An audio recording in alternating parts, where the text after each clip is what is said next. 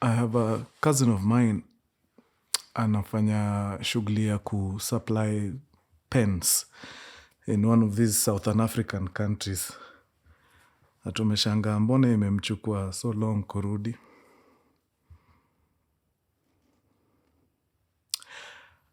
Until tukadiscover juzi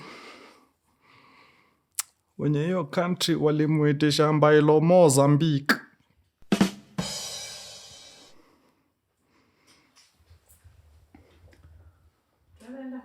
Hiyo joke ni mbaya man. Hata mimi mwenyewe nimeisikia tu.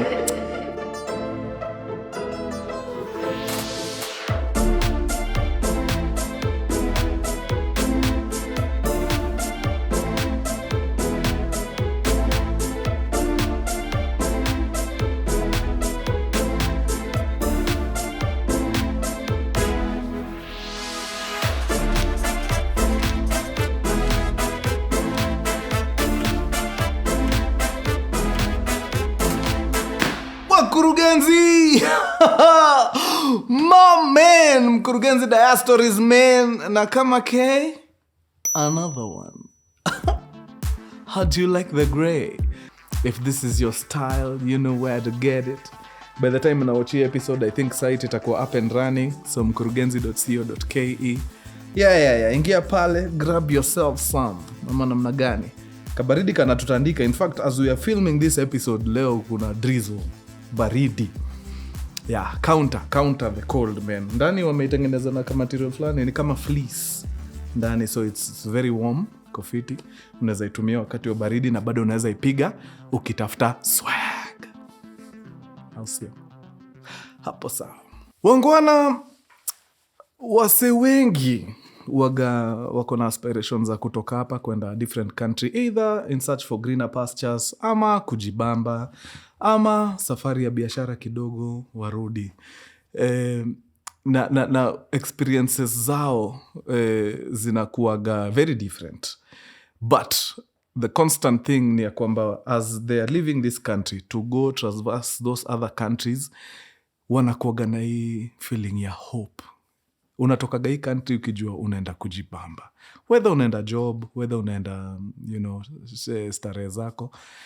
Unatokaga hapa ukijiambia, I am going there to have a good time. It becomes totally chaotic ukiingia mahali, alafu udiscover mazee, yani raha umeiacha mahali umetoka. Now, this is an experience that befell a particular lady. Sitaenda into details za identity na nini. But ni aim to your story ni kushotua saa zingine unaweza toka hapa mazee ukifikiria unaenda to a better place upate mazee kumbe ndio unaenda unajua devil's kitchen. Literally. So mrembo hapa Kenya ni mkulima. Ako sana area za kahawa pale. Mambo ya kahawa anaijua.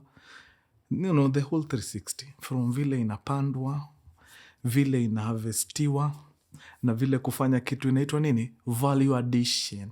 Unajua unaenda grind pale, waga inachomwa kwanza, alafu inagrindiwa, alafu inakuwa the works.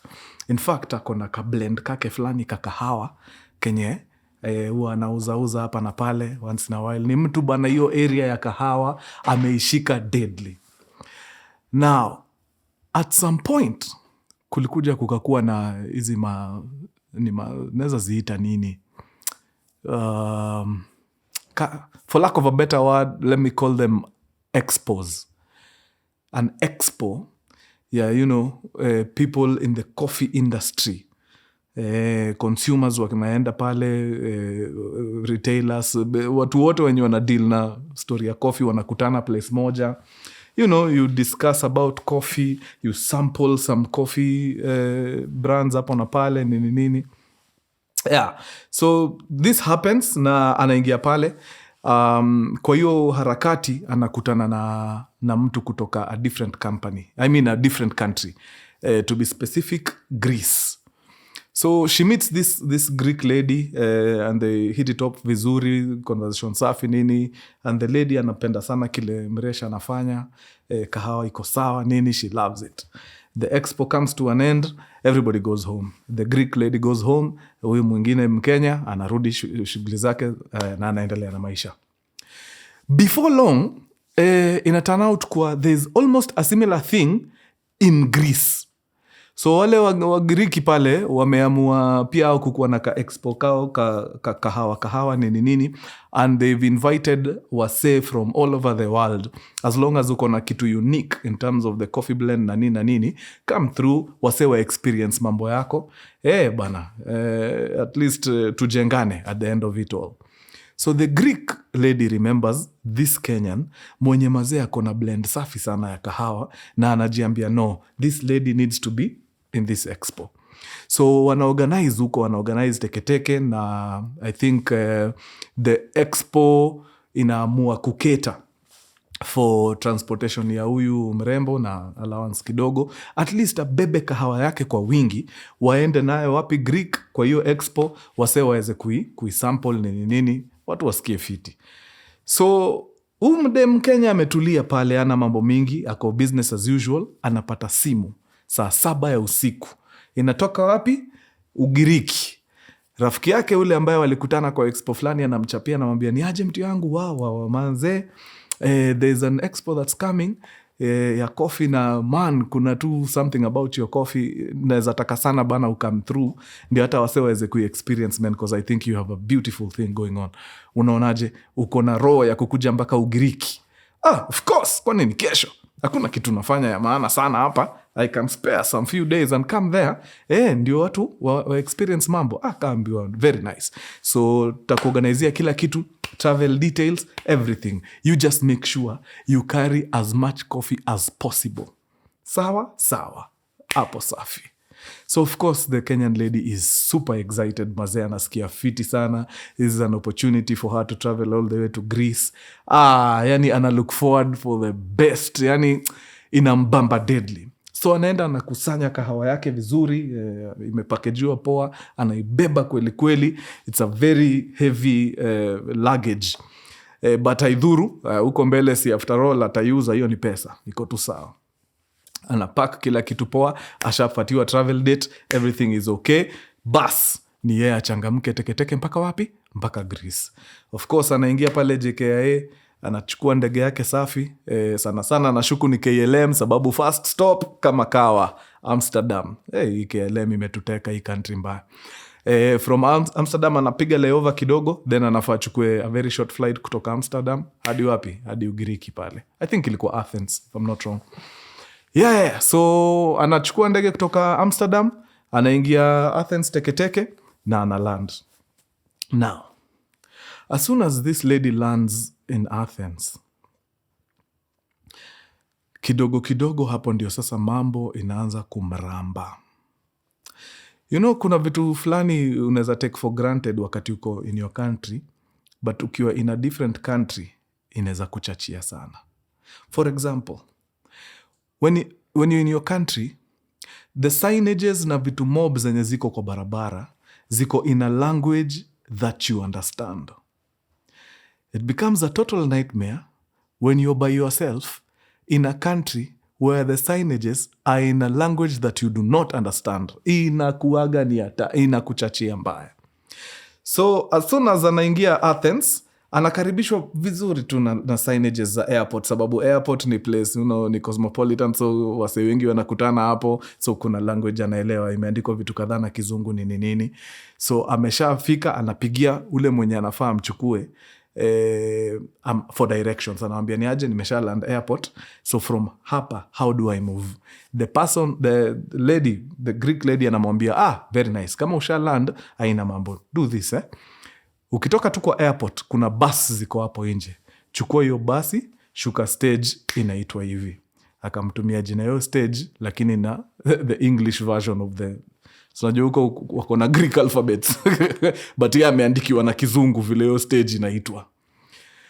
So mdema ametoka, anataka kupiga hii long trek ya airport kutoka huko kwa arrivals teketeke aende atoke mpaka nje ya whatever terminal aishie. First of all, airport ni bigi.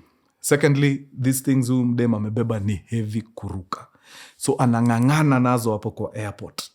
But as anatembea from the airport to the terminal huko ndio atoke nje, anashangaa mbona wasee wanamwangalia some type of way.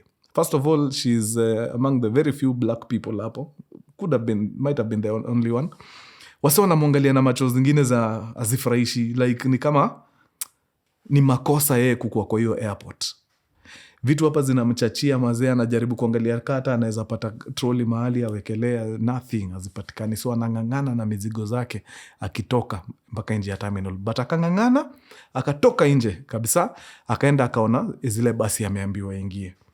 So akapambana na mizigo zake, akaenda akawekewa mzigo vizuri kwa boot na akaingia, akapanda basi, akakaa next to an old white guy.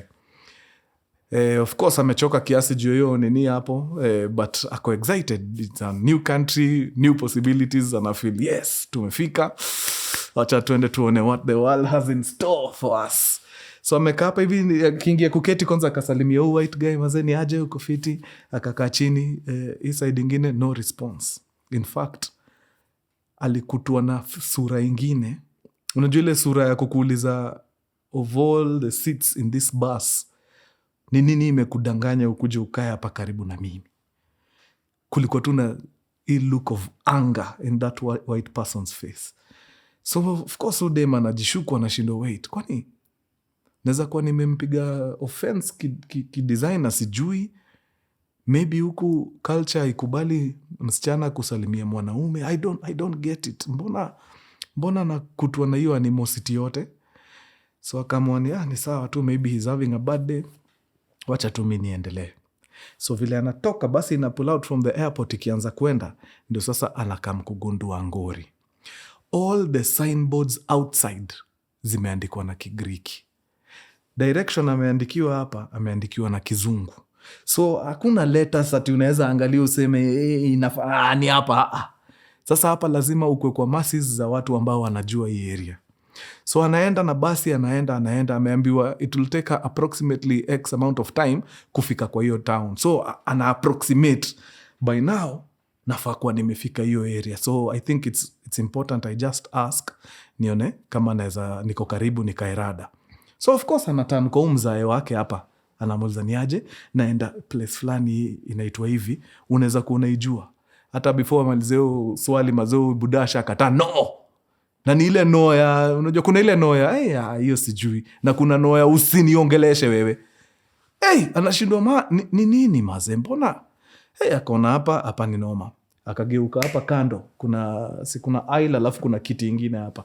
Akaonyesha na nini pale, ni aje unaweza kuona nini? Huo mse hata akumuongelesha, alimwangalia tu kwa macho na akaangalia nje ya dirisha huko. No response. Akatan maze nyuma, kuna mdema alikuwa amekaa kwa kiti ya nyuma hapa, akasema maybe a lady anaweza nihurumia juu pia mimi ni mresh, wacha nimuulize. Yani hata sidhani alimaliza kuuliza hiyo swali. Huo dema alikuwa amempiga look ingine, ungefikiria huyu mwenye anauliza directions ni mwizi. Yani amebondewa sura deadly. Anashindwa, first of all, udema ni mkonda deadly. Like hii kiburi yote umeiweka wapi na una nyama wewe? What's your problem? Ni nini? Mbona mumekasirika hivyo kwa hii basi yote? So akaona hapa the only solution imebaki ni kuuliza driver. Kumbukeni at this particular time hii basi inasonga tu. Very high chances maybe hata stage yake alishafika na ikapita na ajui. So mazee akaanza kuuliza driver uko mbele, driver I need to stop sijui at where man, are we there yet? Driver mazee hataki hata yuko huko, anampiga tu macho na hii kioo ya hapa, unajua ile kioo inakuaga hapa. Ako tu kwenye basi anampiga tu macho hapo, amebonda nini. Udema kashindwa, kwani hii country ni nini mbaya? Kwa nini wasee wako hivi? Okay, najua kuna baridi nje, lakini watu wakimeende wabie vingi hivi, what's their problem? Mbona wasee tu hawataki kuassociate na mtu mweusi? Like ni kama hata wajai interact na mtu mweusi life yao yote. It was such a horrible experience in that bus. By the way, dem akaona hapa since hakuna msee anamsaidia, itakuwa riski. Anaweza pitishwa hiyo stage na itakuwa blanda. So akaamua, you know what? Hapa ni noma. Wacha tu nikalie dere hard nimwambie, please, I need to go to this particular stop. Tafadhali tukifika hapo niweke chini. Please, I beg you. Believe it or not, the driver aliweka gari kando, akatoka kwa kiti yake, akashuka, akaenda, akakuja kwa hii kiti ya passengers, akamwambia, toka. Unatusumbua. You're disturbing the peace. Toka, chukua vitu zako, ndio hizo hapa, wacha nikutolee pale kwa boot. Kaa hapa, tafuta taxi, ikurudishe airport. Then from the airport, tafuta mtu mwenye alikuleta huku, akuje akuchukue hapa. Hutatusumbua hapa, we ni nani? So mdema anashindwa yani imefika hapo. But haidhuru, ni basi ya wenyewe, hana option, ikabidi ashuke, akatolewa vitu zake, akashukishwa kwa stage fulani hapo, na the driver akaingia basi and he took off. Guys, hii time kuna kabaridi pale Greece. Na si baridi hivi. Like ni baridi proper. Like mtu ame-experience hiyo baridi akikuja Kimende anatembea tu topless. Umdema kwa hapo mazee, hajavaa mazee ati ile, unajua kama msee mwenye anakaa kupambana na baridi proper.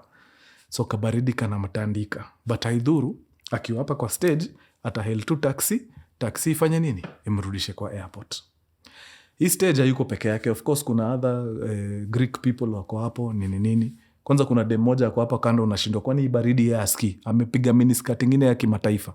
Hii ni mshipi by the way, hata si skirt sasa. Ni belt. But ako hapo, ako shughuli zake, anachill tu akiwa kwa simu, without a care in the world. So dem mazee ako hapo kwa stage, yellow cab ya kwanza ikafika, akaisimamisha. Ilimpita ni kama ikaenda kusimama huko mbele. Mse alikuwa hapo, akaingia, ikaenda. Akatulia, ingine ikakama, akaisimamisha, ikakuja, ikaenda, inasimama, ikapita, ikasimama hapa kando. Ule demu wa miniskirt akaingia, gone. Akasimamisha ya tatu, inakami na mpita.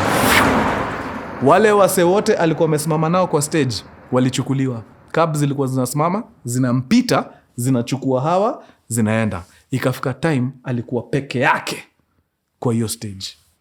Let me tell you, alipiga hii kitu mpaka akachoka. Zinapita tu. Alikaa hapo for hours. Now, hayuko kwa airport, so hana wifi. Unajua airport zinakuwaga na free wifi, So ako huko nje. So simu yake haisaidii, ako mteja. Haezi call, haezi text, haezi WhatsApp. Ako in the wilderness peke yake. The only option ako nayo ni kurudishwa airport. The only way anaweza rudi airport ni akibebwa na gari. Wase wote anajaribu kusimamisha taxi, wanakataa. Na si ati anaitisha lift abebwe bure, anataka kulipa cab aende airport. Hawasimami. They'd rather carry a goat kuliko wabebe mwanamke mweusi hapa kwa stage. Like hiyo kitu ilimvunja roho. Unajua kuna vitu zingine ka Kenyans atu experiencing. Like we've never really experienced racism. Sisi wote ni nyeuthi hapa. Sasa unaanza kukua racist kwangu kwa nini? Sababu ati wewe ni mweupe. Hata mimi nipatie wiki 2 nikuonyeshe. Naingia hapa na jigonga mafair and lovely, narudi hapa tukikaa the same. Sisi wote ni ambarei. Unaniambia nini? Mdema alikaa hapo. Minutes turned into hours. Ushaika kwa stage, yani mpaka unakaa part of the stop sign ile ya basi. Yani usha blend. Usha blend na physical features hapa. Baridi inakutandika. Uko temperature iko at single digit. Inachezea hapo under 10. Baridi ngori, una experience racism na uko kwa wenyewe. Haujui mtu, you cannot communicate. It was heartbreaking for this lady. Alikaa kwa stage mpaka nguvu zikaisha. Alikama akaanza kusikia njaa, akakuwa dehydrated, like alikuwa vizi. She literally became weak. Akashindwa mpaka kusimama, akaketi chini, akakalia kahawa yake. I wish tu angeweza pata maji moto ajikorogea hapo, sababu alikuwa na karibu gunia mzima ya kahawa, but nothing. Mazee alikaa hapo, aka lose hope na aka despair kabisa. Hakuna msee alisimamisha, alisimama. Like mpaka ashakubali, if worst comes to worst, nitaacha hii kahawa hapa and I start the long trek back to the airport. Na alikuwa ameenda. So mazee ameketi hapo kwa kahawa, mazee amebeat, ako exhausted, ako hungry, thirsty. Akaanza kusikia ni kama kidogo ka weakness inaleta ka usingizi fulani. So blood vision, anakanika anasinzia. Then all of a sudden akaona tu a yellow substance ikikuja tu pole pole, ikakam ikasimama. Wap. So kusimama, driver akashukisha kioo. Akaongelesha huo mdema kwa stage, akamuza, hey, you okay? Mdema akamwambia, no, I need to get back to the airport. Where from? Africa. Okay. Jamaa akashuka, akakam. Alikuwa of Indian descent. Alikuwa nakaa either Mhindi, Mpakistani, awase. Akakam mazee, akamshika kutoka kwa ground, akamuinua. Aliona mazee huyu dem amefika mwisho jo. Akafungua mlango, akamweka kwa kiti pale na akafunga mlango, akakuja akachukua hii nini yote, akaenda akaiweka kwa boot na akaingia ndani jo. Akamuuliza mazee, ni nini? How come uko kwa barabara? Ni pesa ndio shida? Akaambia mazee, sijaijua yani naweza kuwa stranded nikiwa na pesa. Mimi mali nimetoka bana, pesa huaga ni kila kitu. Nikiwa na do naweza enda anywhere nataka. Hapa mazee karibu nikufie kwa stage hapa na niko na do just because wase wataki mtu black kwa gari yao mazee. Yani mnaishiaje kwa hii country? Muindi akamwambia pole mazee, unfortunately hivyo ndio iko hapa, inataka una develop thick skin ndio uweze kusurvive hizi maeria, but usiogope, mimi mwenyewe ndakupeleka mpaka kwa airport, nihakikishe uko sawa, until nihakikishe uko 100% ndio nitakutoka. So mazedem alikuwa so grateful yani, akaingia mimi wakapiga U-turn teke, akarudishwa kwa airport huko Athens. Then now bila aliingia kwa wifi sasa akaweza kucommunicate na mtu wake ile side nyingine, akamwambia chief, believe it or not, hii time yote nimekuwa nikitafuta vile kufika kwa ile stop uliniambia, but hakuna mse anataka story yangu. Wase hapa airport wananiangalia vizi, pale kwa basi mazee driver alinichuja, hataki kuniona, nimejaribu kusimamisha taxi for hours, wananipita tu, hawataki story yangu. So mimi mazee, unless kuna mse anakam anichukue hapa, anipeleke kwa hiyo expo na anirudishe, sioni nikitoka kwa hii airport. So of course ule demo ile side jo, your story ikam deadly. So akatafuta namna, akakuja mpaka hapa kwa airport, akachukua mrembo, but by the time anafika mrembo alikuwa sha change flight details zake. Ilikuwa wafike, waende hiyo expo, wabangeze kidogo then arudi. But it was too much for her. Alienda aka change flight details, ikakuwa immediately after the expo anarudi kwa airport straight back to Kenya. Anasema hiyo ni one of the worst interactions ashaikuwa nazo na other human beings tangu wazaliwe. So sad maze. Unajua hizi vitu unazisikianga tu kwa movies na ma rap songs, but maze zina happen. Wase hapa nje hawajazoea kuona watu hawafanani nao. So unaweza ingia huko juu ukule ngori, alafu maze unakula ngori kwa country ingine bana. Unajua it's one thing kukula ngori kwa country yako, country ingine jo hata unaanzia wapi? You have no relatives there. Kitu kikuhapenia, you have no way of communicating. It's just the worst, man. Yeah, so nilifeel sana story home dem. Of course alirudi fiti ako area, but sasa ukimwambia story ya Europe jo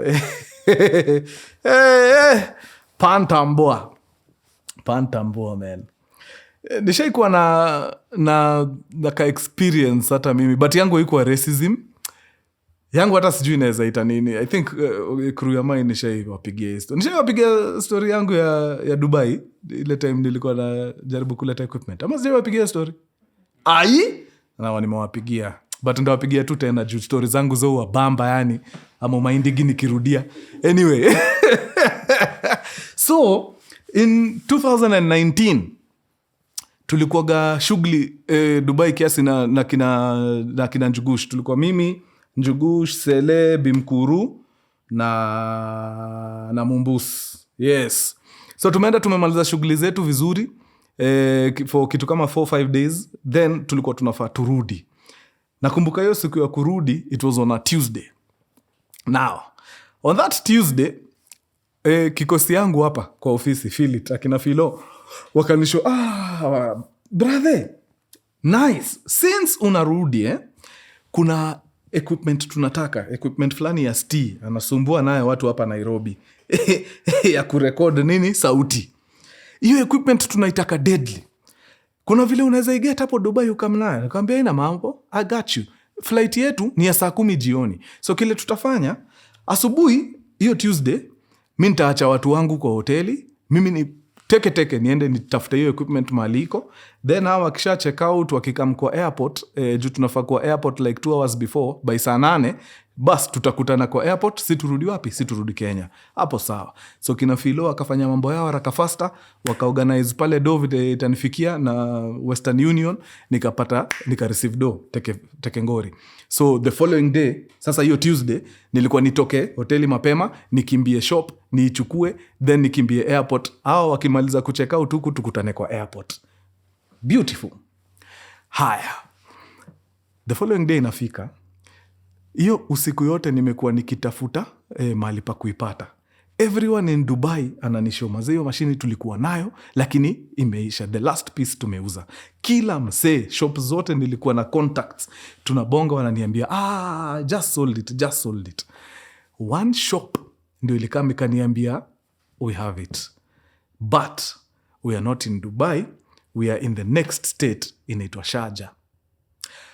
Mimi ni mtu niko kwa wifi, nikaingia kwa internet haraka faster. Distance from Dubai to Sharjah. Nikaona nikaa kutoka hapa hadi mbele ya Gilgil kiasi, maybe Nakuru there about. Nikaona hii Nakuru naweza. Si nikitoka tu hapa asubuhi saa 2, nijipatie 2 hours nifike Sharjah kitu 10, nichukue mbio by 11 nikuwe nishatoka Sharjah another 2 hours. Sioni saa 7. Hata niko na time ya kwenda airport 1 hour. Iko sawa. Nikaambia wase wangu, guys nyinyi mkicheck out endeni airport, mimi wacha nikimbie Sharjah niende nichukue mashini nika very nice. Nikapata taxi moja deadly sana. Tukatandika hii kitu haraka fast mpaka Sharjah. Kufika Sharjah siwezi enda kwa shop ya equipment kwanza, lazima nifanye nini? Nitoe do kwa Western Union. Nimetumiwa do kwa Western Union. So nikaingia kwa Western Union, nikaambia ni aje, I need to withdraw some money, niende nichukue kitu. Of course wanakuulizaga hapo purpose ya hii do ni nini? Nikawaambia business. Nikifikiria that's a very important word. Nikiwaambia business, hiyo pesa watapiga mpaka nduru. Toleni mtu pesa yake mbio wewe. Nilifurahia. Let me tell you, nilika kwa hiyo Western Union 2 hours. Naona tu wanakam wanaongeleshana, wananiambia wait a minute. Wanaingia huko ndani, wanakaa tu 5-10 minutes, wanarudi, wananiuliza tena, you said it's for business? Yes. Okay. Nini, how much you want? Naambia amount. Okay. Wanaenda wanakaa tena another 10 minutes, wanarudi. After hiyo kungoja yote wanakama wananiambia, unfortunately not possible. Yeah, look for another Western Union. Nashindwa. Mbona? Na mimi naona mkipatia watu wengine pesa. But haidhuru, natoka hapo, naenda natafuta Western Union nyingine naingia. Taka kutoa do. Okay. Purpose for the money? Business. Okay. 2 minutes. Wanaingia huko ndani, wanadiscuss, wanarudi, wanaongea nini. Then after 10 minutes, 20, wanakama wananiambia, hey, not possible. Look for another Western Union. Mpaka nikashindwa, what the hell? Nini happen kwani? Hii pesa ni yangu, mbona wanadiscuss pesa yangu hivyo wataki kunipatia? Hiyo kitu ilinikwaza. Long story short, hiyo pesa by the time nakamkupewa na ni Western Union ingine, I think kulikuwa na Mkenya anafanya kazi hapo ndani, akani notice, aka speedisha hiyo process. Nilipatiwa hiyo do ikielekea 1, ndo nilipatiwa hiyo pesa. So nilishika hiyo pesa teke, nikakimbia mali hiyo shop iko, nikaenda nikapatiwa mashini yangu. Of course hii process ya kununua hii mashini ina take some time nini. So needless to say, by the time I'm leaving Sharjah is already way past 1.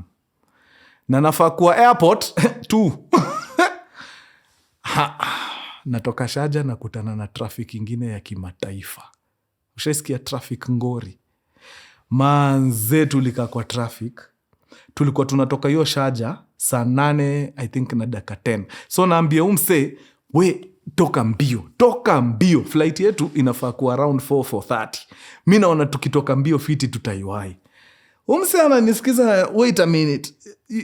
You're leaving at 4:30. Yeah. Hey. it's going to 2. Aoni anashindwa boy kwani anapanga kuwork magic gani hiyo. So akasema ni sawa tu ina mambo tukafinya hiyo kitu. By the time tunafika sasa Dubai vizuri, actually hiyo highway Dubai airport inakuwa hapa kando. Ilikuwa sijui 440 ama ni 450. Guys, nikiwa kwa cab niliona ndege yangu. I saw it. Ndio hiyo. And that is how I was left in Dubai. So akina Bimkuru kina Timo nani washakuja. Nimepiga ripoti, nimeambia kina Filo sasa I have good news and I have bad news. Mnataka gani kwanza? Wakaniambia anza na good news. Kaambia the good news is I have your equipment. Bad news. Bad news ni kwamba nimewachwa. Na sione ndege ingine ya kutoka hapa until 2 days from now. Sababu ndege inafaa itoke kesho ilijaa kitambo deadly. So nimepata space kwa ndege ya 2 days from now. Of course wamenipiga fine ngori, but haina mambo, nitalipa tu. Then 2 days from now ni come. Kina Philip wakapata idea moja deadly sana. Wakaniambia now, since uko another 2 days, wacha tukutumie pesa ingine, tuongeze equipment. Stia anatusumbua, hana boom ya kunini, Paul, hana microphone ya boom, anatusumbua ukijana. Wacha tufanye aje, tukutumie pesa ya hizo mavitu za Sti, uende uzilete. Kulikuwa na nini ingine? Hizo ni nini ingine ilikuwa kwa hiyo shipment? Ilikuwa? Batteries za iza kupower lights. Bas. Alafu pia kulikuwa na GoPro. Unaweza kumbuka? Yes. Kulikuwa na GoPro na headphones za Sti. Huyu mtu ndio alikuwa Sti mazee. So nimetumwa hizo vitu zote. Sasa I have 2 days to kill because now nimeshawachwa. Nimeshatumiwa pesa, hata sina haraka. Nitaenda kesho. Kesho ndio nitaanza hizi lap za kutafuta vitu za Sti. So Tuesday ndege imeenda, I have Wednesday, then Thursday ndio ndege inafaa itoke. So nimerudi, nimeenda, nimelala poa nini, on Wednesday nimeamka. Guys, nikaanza tena Western Union. What's the purpose? Business. Not possible. The next one. Guys, nilipiga lap Dubai yote the whole of Wednesday. Sikutolewa dona mse hata mmoja. Hii time yote mazee nashindwa ni nini? What am I not doing right? On Thursday, siku yenye nafaa nirudi na flight yangu inatoka Dubai saa 8, meaning saa 6 nafaa kukua kwa airport. Ndio mse ananichanua, ananiambia bra, mazee Dubai inakoga very strict jo na pesa. Watu wanakujaga huku kuoshea do huku na hiyo kitu waibambi authorities. So ukiulizwa, usiwahi sema pesa unatoa ya business. Wanakushuku. That's why wanaenda kudeliberate huko ndani alafu wanakama wanakudisappoint. So ukiulizwa do ni ya nini, sema ni ya sherehe. Sema umekuja kuharibu. Sema wewe pesa unataka kuacha kwa mabeach zao, mahoteli zao. Yani is purely for pleasure. Nikashindwa sasa hata ule Mkenya basi washaja si hata angenishow basi. Haidhuru. Hii information naipata on Thursday saa 4 asubuhi. I have 2 hours to withdraw this money. Niende nichukue equipment na niende nichukue cab teketeke niingie airport by saa 6 sababu by saa 8 nafaa nitoke. Wacha nianze hii kitu.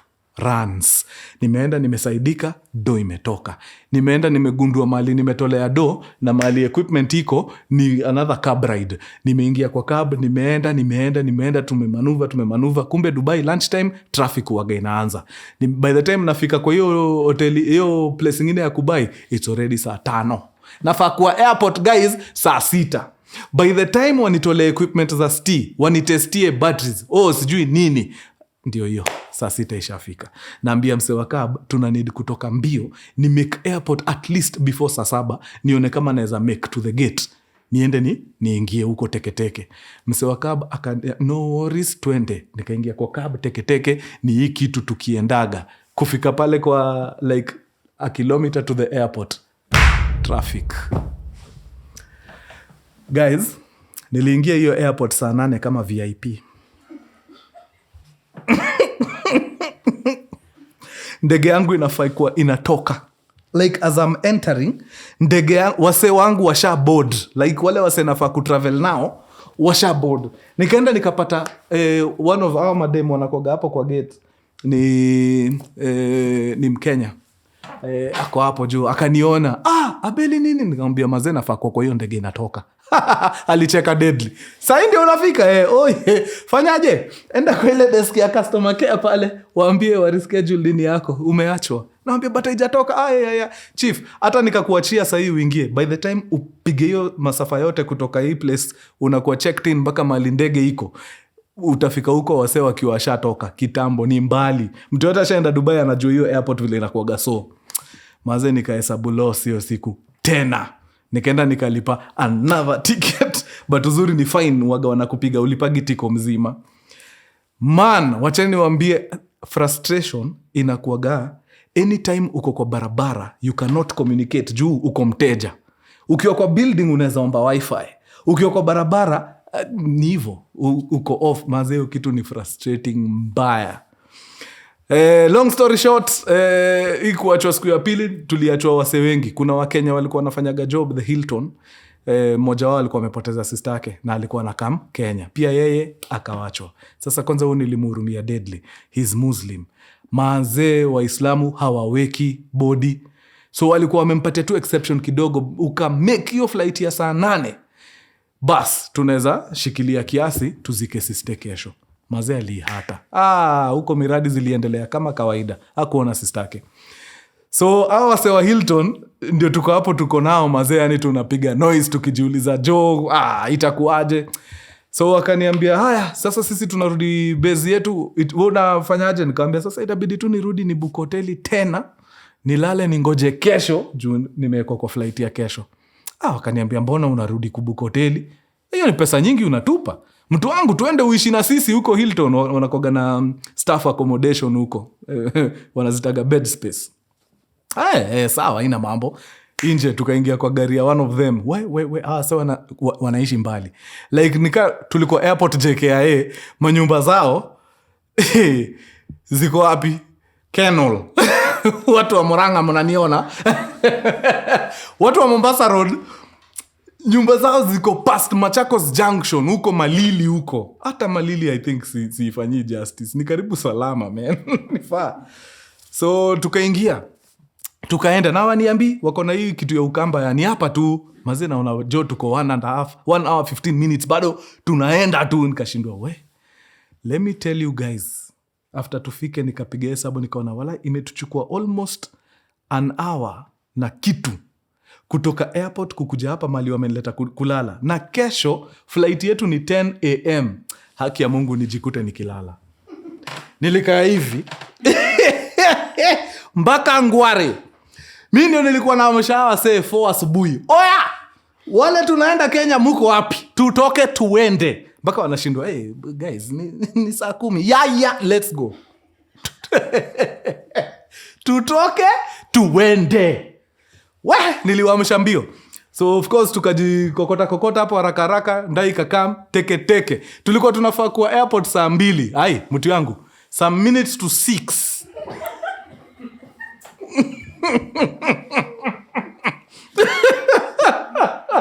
Tulikuwa ndani mbaya.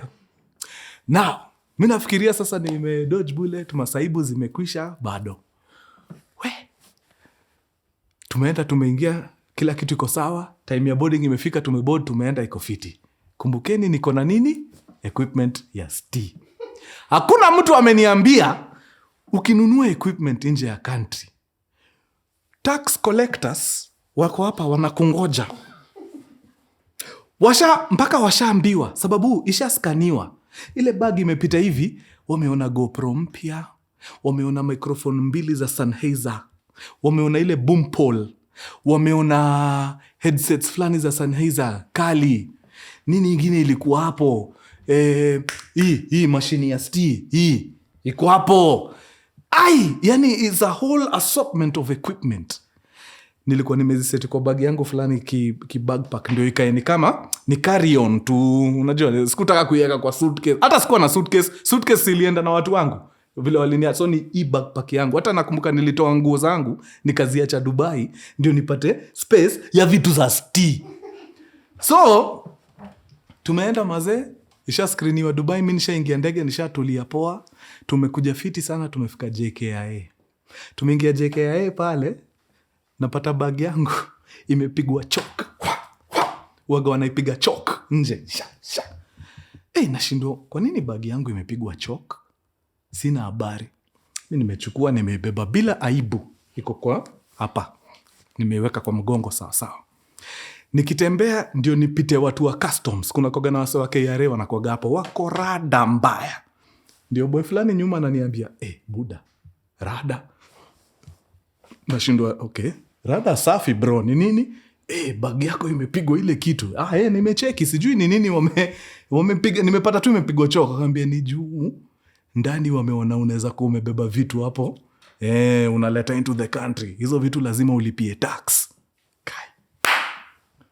Napiga hesabu hiyo mashini tu ya ST hii ni how much? Nikihesabu tu hizo microphone mbili ni how much? Kuna GoPro, kuna headsets. Wase wanataka kunitandika tax ya kimataifa hapa. Na mimi nishaambiwa tayari na kampuni, walai ndio pesa yote tuko nayo. Haki ya Mungu hatuna pesa ingine. Na unajua kama una pesa ya tax unabakishanga hiyo equipment hapo. Na ujue kipindi inaenda kuanza. Kuna kipindi tulikuwa tunaenda kuanza, I think ilikuwa my Empress. So tulikuwa tuna need hizo ni deadly. We. Haki government of Kenya mutansame. But ni ilibidi tu. Yani ilibidi. Nilipiga tu mkono hiki tu.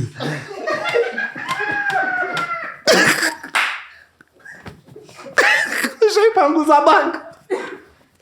Hiyo chalk nilipanguza mbio buda. Yani ilikuwa inakaa bag ni mpya. Hii bag imetoka kwa shop saa hii. Nikapanguza hiyo chalk yote nini na nikaweka bag wapi? Kwa mgongo. So ukitembea kwa hiyo line ya customs waga wanakupima. Wanakuwa hapo nikawa kuna ma x-ray kwa macho. Wakiona una behave some type of way wanakuambia, "Oya, toa bag, weka kwa hii machine." Hiyo machine ni ile x-ray.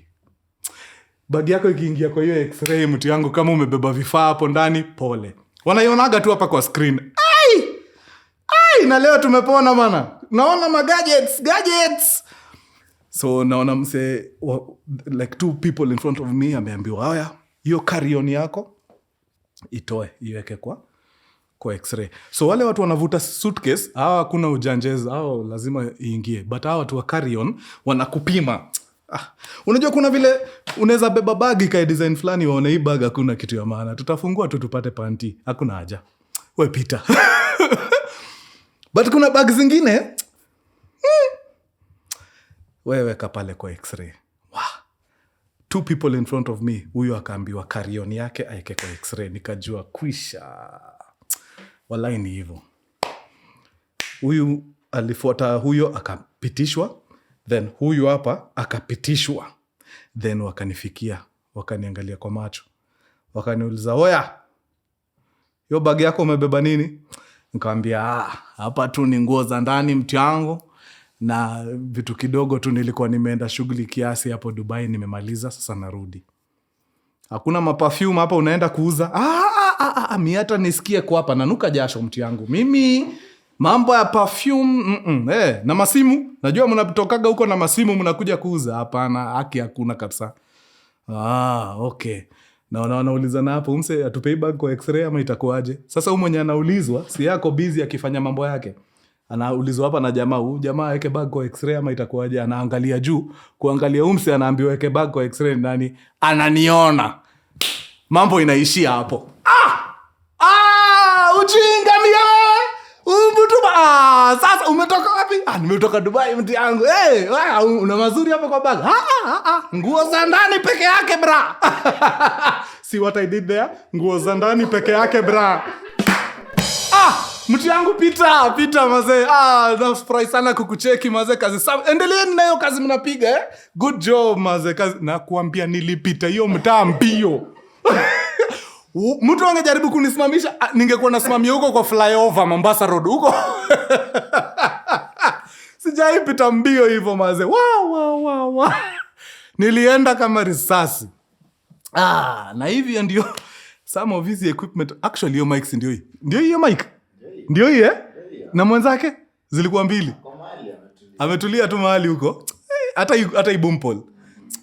Nyinyi mkajua zile vitu mlinipitisha nyinyi. But ni sawa, haidhuru zilifika eventually. Mbona nimepiga hii story yote by the way? Ilikuwa ni happy ending. Nilikuwa natafuta happy ending juu ile story ya ule ilikuwa sad. Reason nimepiga story yote ilikuwa kuonyesha wasee vile unaweza kuwa frustrated ukiwa country ingine mazee. Nashuku ningekuwa hapa Kenya ni vitu napitia hapa Kenya ni vitu ningemanuva rahisi, lakini the fact that nilikuwa nazipitia nikiwa Dubai, sijui huko ufai kuambia watu pesa ni ya biz. Hizi ni vitu ujui, hakuna mtu kuambia. Ni so frustrating. You can't communicate juu the moment umetoka kwa hoteli hivi unakuwa mteja. Uko nje ya wifi, line yako haishiki huko. It's just the worst. Yeah. Plus we've given the episode a happy ending. Juu ile ya ule mdemi ilikuwa tu it's too sad. Wacheni tufungie hapo guys. Imekuwa poa. Tuonane wiki ijayo ama namna gani madam? Hapo sawa. Adios muchachos. Peace. Yes.